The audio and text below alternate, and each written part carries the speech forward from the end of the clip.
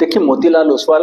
Mid cap fund जो इतना अच्छा परफॉर्मेंस करता है, इतना अच्छे रिटर्न्स देता है, तो उसके पीछे मुख्य कारण है इसकी एग्रेसिव इन्वेस्टमेंट स्ट्रेटेजी, इसकी स्टॉक पिकिंग स्ट्रेटेजी और इसका कंसंट्रेटेड पोर्टफोलियो। एक्चुअली जहां पर कैटेगरी में, मिड कैप फंड कैटेगरी में एवरेज होल्डिंग है स्टॉक्स की पोर्टफोलियो में अराउंड 75, वहीं पर Motilal Oswal mid cap fund की एवरेज होल्डिंग स्टॉक्स की रहती है पोर्टफोलियो में ओनली 25,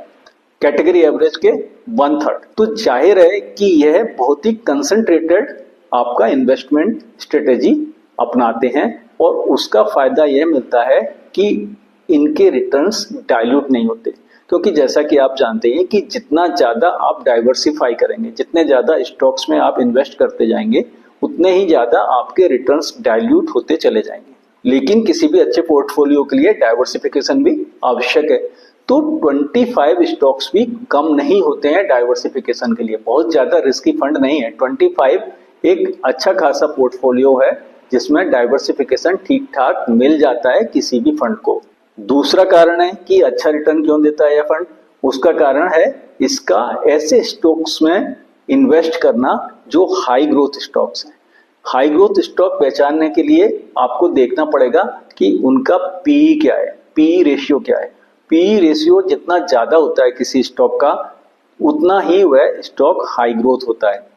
क्योंकि जो पी रेशियो मार्केट देता है किसी शेयर को, तो वह उसकी अर्निंग पोटेंशियल के आधार पर ही देता है कि फ्यूचर में इसकी ग्रोथ की bottom line and top line means revenue और प्रॉफिट में ग्रोथ की क्या संभावना है। जब मार्केट देखता है कि इस पर्टिकुलर कंपनी के रेवेन्यू या कह लीजिए सेल्स और प्रॉफिट्स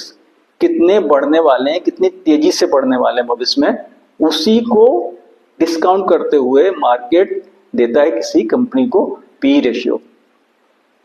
तो यह इन्वेस्ट करते हैं ऐसे ग्रोथ स्टॉक्स में जिनमें भविष्य में काफी ग्रोथ की संभावना है,